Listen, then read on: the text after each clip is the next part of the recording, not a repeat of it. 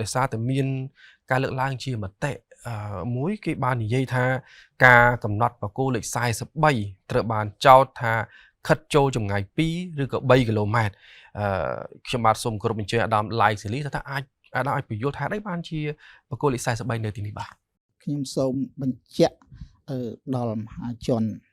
ទូទៅទាំងអស់បានជ្រាបថាការចុះរុករកនិងកំណត់ទីតាំងបង្គោលលេខ43នេះគឺផ្អែកទៅលើឯកសារដែលបន្សល់ទុករបស់បារាំងដែលបានបន្សល់ទុកក្នុងឆ្នាំ1919គឺនេះគឺជាឯកសារចុងក្រោយនៅពេលគណៈកម្មការកំណត់ព្រំដែនឆ្នាំ1919បារាំងសៀមនឹងសាងសង់បង្គោលលេខ43ជាបេតុងជាលទ្ធផលចុងក្រោយហើយការរុករកបង្គោលនេះគឺយើងផ្អែកទៅលើបាទនេះគឺជាឯកសារឆ្នាំ1919ហើយដោយខ្ញុំជម្រាបខាងដើមអញ្ចឹងបង្គោលនេះវានៅចន្លោះភូមិយាងដង្គមរបស់កម្ពុជានិងភូមិគោកឈូងរបស់ថៃអញ្ចឹងបង្គោលហ្នឹងពេលកំណត់បានសពថ្ងៃនេះគឺនៅ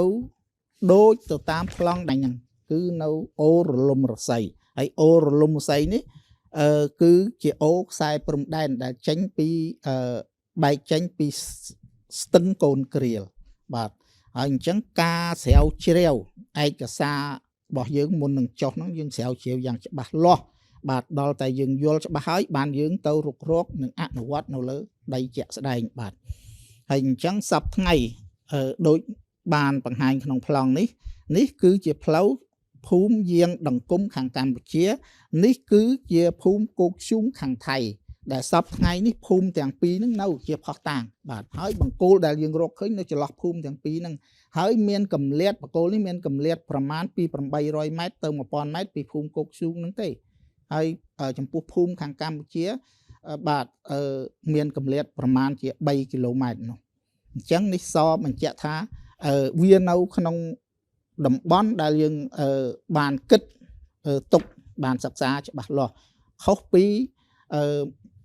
មានទស្សនៈមួយចំនួនដែលថាបង្គោលនេះគឺចូលមកក្នុងដីកម្ពុជាប្រមាណពី2គីឡូទៅ3គីឡូម៉ែត្របាទហើយអូរលំស័យដែលជាអូខ្សែព្រំដែនទៀតសោតគឺយើងបានសិក្សាយើងដើរតាមអូហ្នឹងយើងវាស់អី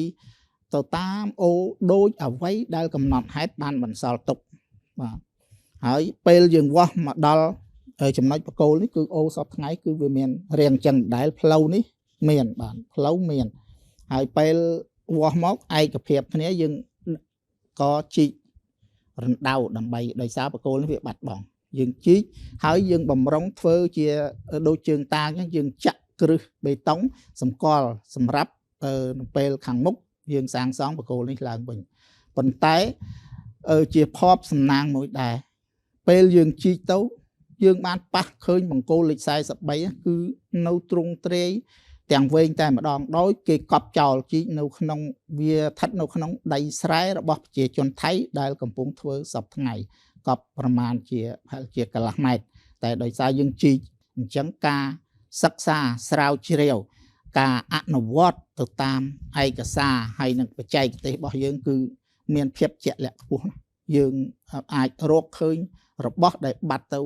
ប្រជាជននៅក្នុងតំបន់នោះមិនបានដឹងបាទនេះសូមបញ្ជាក់ថានេះគឺជាទីតាំងត្រឹមត្រូវពិតប្រាកដបាទដោយអ្វីដែលបានបន្សល់ទុកកាលពីឆ្នាំ